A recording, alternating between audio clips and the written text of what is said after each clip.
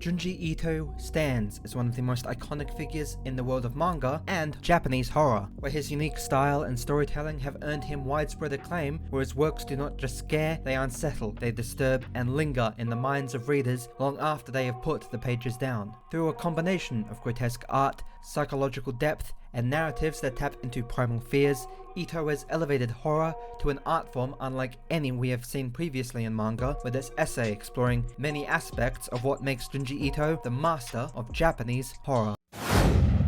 One of the primary reasons why Junji Ito is so highly regarded is his unparalleled ability to craft a deeply unsettling atmosphere. Ito's stories often begin with an air of normalcy, only for the dread to slowly creep in, tightening like a noose around the reader's sense of security, with this largely being thanks to his mastery of pacing. Where the horror doesn't just reveal itself immediately but festers over time, this slow burn approach makes the inevitable and eventual revelations all the more terrifying, as the build-up fills readers with a deep sense of unease. Ito's artwork is crucial to this atmosphere. His high contrast, black and white illustrations are both stark and intricate, bringing an eerie sense of realism to his bizarre narratives. His ability to render grotesque and surreal imagery with such precision allows him to seep into the reader's mind, with every panel being packed with small details that amplify the discomfort, from the expressions on human characters' faces to the decaying environments around them. This level of visual detail immerses the reader in a world where horror lurks around every corner. What sets Ito apart from many other horror creators is his ability to make even ordinary settings feel claustrophobic and threatening. This sense of isolation his characters often feel, trapped within their situations with no escape, contributes to a pervasive atmosphere of dread. Whether it is a quiet suburban home or a remote town, Ito's settings take on a life of their own, becoming oppressive and suffocating in the way they reflect the horror unfolding within them. Another aspect of Ito's atmospheric storytelling is his use of silence and stillness. Rather than relying on action-heavy sequences, he often lets the tension build in quieter moments, where readers are left to anticipate the very next horror. This mastery of pacing and atmosphere allows Junji Ito to create a sense of dread that lingers long after the story or stories have ended, making his horror deeply memorable.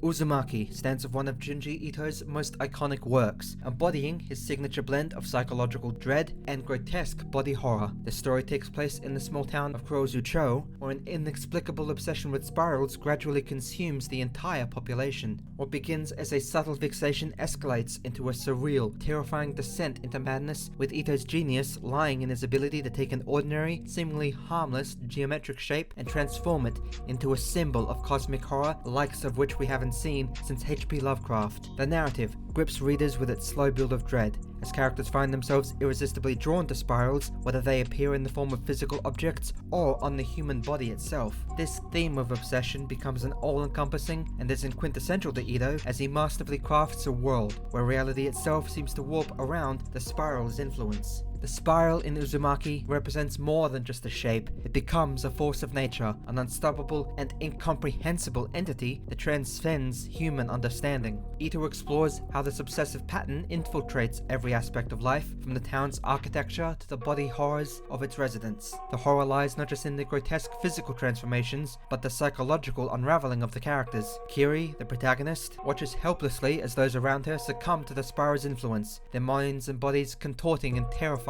ways. One of the most striking aspects of Ito's storytelling is how he juxtaposes the mundane with the horrific. In Uzumaki, everyday life in the small town feels eerily normal, even as the spiral's curse tightens its grip, creating a chilling sense of the inevitability that permeates this entire narrative. As the story progresses, the spiral becomes an inescapable symbol of fate and doom. The characters are trapped within a cycle of destruction that mirrors the spiral's endless loops. One of the most grotesque examples of this is the transformation of Kiri's boyfriend, Shuichi, whose parents both fall victim to the spiral in different yet horrifying ways. His father becomes obsessed with this shape and molds his body into a spiral, while his mother, terrified of spirals, mutilates herself in an attempt to escape the curse. These events serve as a metaphor for the human condition, reflecting themes of obsession, compulsion, and the fragility of one's sanity. The spiral, in this sense, represents the inescapable forces that shape and destroy our lives, whether it be fate, mental illness, or the slow, inevitable decay of the human body. What makes Uzumaki uniquely terrifying and possibly Junji Ito's most beloved and famous work is how Ito leaves so much of the horror unexplained. The origins of the spiral's curse is never fully revealed, leaving readers to grapple with the unknown. This lack of explanation heightens the fear, as it taps into our primal fear of forces beyond our control or understanding. Ito's artwork, with its meticulous detail and grotesque imagery, only amplifies the terror, as the spiral manifests in increasingly disturbing ways, where by the end of the story, Kurozucho has been consumed by the spiral, its residents twisted in monstrous forms, and reality itself has been bent beyond recognition. Uzumaki exemplifies Junji Ito's unparalleled ability to turn abstract concepts into visceral horror, cementing his place as a master of the genre.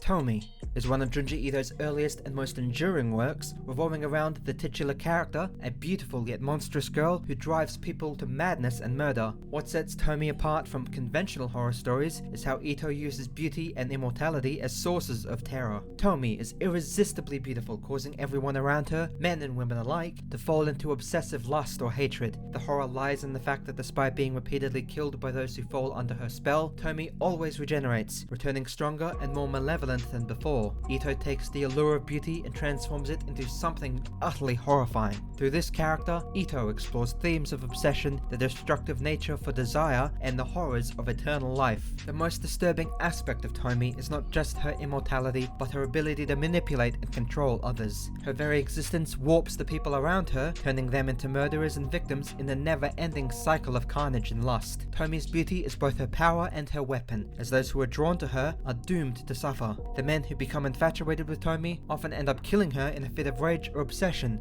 only for her to regenerate and continue the cycle. This eternal cycle of death and rebirth reflects the inescapable nature of desire and the way it can consume and destroy individuals. Ito's portrayal of beauty as a malevolent force is uniquely unsettling, as he subverts the traditional association of beauty with goodness and instead turns it into a source of uncomfortable horror. One of the most memorable scenes in TOMIE is when she is dismembered, and each piece of her body regenerates into a full, living version of TOMIE. This grotesque multiplication of her being not only reinforces her immortality, but also symbolizes the unstoppable spread of her influence. No matter how many times she is killed, TOMIE always comes back, stronger and more manipulative than before. This idea of a never-ending self-replicating horror is a hallmark of Ito's storytelling, where the terror is not just in the monstrous character, but in the realization that there is no escape from the curse. This reflection manages to make Ito's fascination with the idea of inevitability, where the characters are powerless against the supernatural forces that control their fate. In TOMIE, Ito reflects and taps into the deeper fears about identity, obsession, and the dark side of human nature. TOMIE herself represents the ultimate fear of the unknown, as her motives and origins are never fully explained, where she is both seductress and a monster. By exploring the destructive power of desire and the horror of immortality, TOMIE stands as a chilling commentary on the darker aspects of human relationships and the terrifying consequences of unchecked obsession. Junji Ito's ability to create a character who is both alluring and terrifying is a testament to his skill as a master of psychological horror, making TOMIE one of his most enduring and terrifying works to date. Gyo is one of Junji Ito's most bizarre and unsettling stories. This story manages to blend elements of body horror, mechanical monstrosities, and the grotesque. The creatures, led by rotting gas-filled fish, soon escalate into unspeakable and unusual horror, as sharks and even larger sea animals begin their invasion of the land. What makes Gyo so uniquely terrifying is not just the imagery of decaying marine life walking on mechanical legs, but the way Ito amplifies the grotesque nature of death and decay, turning it into a relentless force that you cannot escape from. One of the key themes in Gyo is the unstoppable spread of contamination. The protagonists, Tadashi and Kaori, are trapped in a world that is slowly being consumed by this horror with no explanation or solution in sight. The sense of helplessness and the pervasive smell of death make Gyo a truly suffocating horror experience. Ito taps into the primal fear of disease and pollution, taking it into an extreme by merging it with the grotesque mechanical legs that give the creatures their disturbing mobility. This combination of natural decay with unnatural technology creates an unsettling dissonance that is uniquely Ito. What sets Gyo apart from other stories by Ito or other popular horror mangaka is the way Ito relentlessly escalates the situation, pushing the grotesque imagery and the feeling of impending doom to to their limits. The surreal nature of the walking fish is only the beginning, as the story expands into a larger nightmare where even humans become infected, their bodies contorting and deforming into walking carcasses. Ito's art style brings these horrors to life in vivid, disturbing detail, emphasizing the grotesque transformation of flesh and machine. Gyo exemplifies Ito's ability to take a seemingly ridiculous premise, fish on mechanical legs, and turn it into a nightmarish exploration of death, decay, and contamination. The Hanging Balloons is one of Junji Ito's most surreal and psychologically disturbing stories. In this tale, giant floating heads resemble people begin to appear in the sky, each one attached to a noose. These heads relentlessly pursue their human counterparts, attempting to hang them. The horror in the hanging balloons comes from an eerie concept of an individual being hunted by grotesque, balloon-like versions of themselves. The sight of these oversized heads floating ominously through the sky creates an overwhelming sense of dread, as the characters realize there is no way to hide from these personal avatars of death and doom. The uniqueness of the hanging balloons lies in its fusion of body horror with existential horror. The floating heads are not just mindless pursuers, they are representations of the individual, mirroring the appearances in the most grotesque of forms. This doubling effect adds and taps into the fear of losing control over one's identity, as the characters are hunted by something that looks like them but is utterly alien and hostile. This story exemplifies Ito's ability to evoke fear from the mundane and turning something as simple as a balloon into an object of utter, uncomfortable terror. The horror in the hanging balloons also stems from the theme of isolation and inevitability, which is a recurring theme in Ito's works. The characters are utterly helpless against the balloons, as the floating heads continue to pursue them regardless of where they hide. The story conveys a deep sense of futility, as even those who try to fight back or escape are eventually caught and hung. Ito's portrayal of the human experience as one of inevitable confrontation with death, mirrored by the haunting presence of the floating heads, is a chilling, uncomfortable metaphor for the inescapability of fate. The hanging balloons is a perfect example of Ito's ability to create a sense of overwhelming dread from the surreal, almost dreamlike scenarios, making it one of his most haunting works that I have ever read.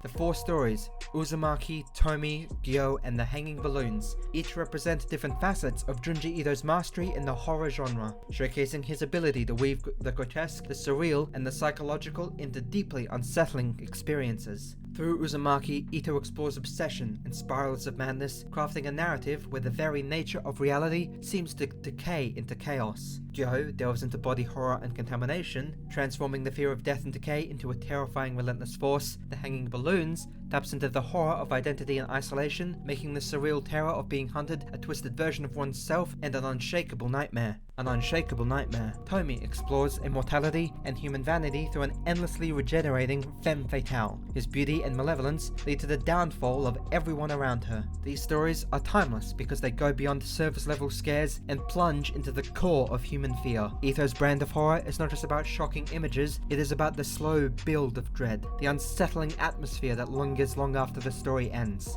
His unique art style, filled with intricate details and grotesque imagery, amplifies this horror, turning each panel into a window into the nightmare world he creates. What truly sets Ito apart is his ability to make the ordinary, whether it is spirals, balloons, or fish, into something truly terrifying. His stories are often surreal and bizarre, but the fears they tap into, fear of losing control or being consumed by madness, of death, decay, and the unknown, are universal and timeless.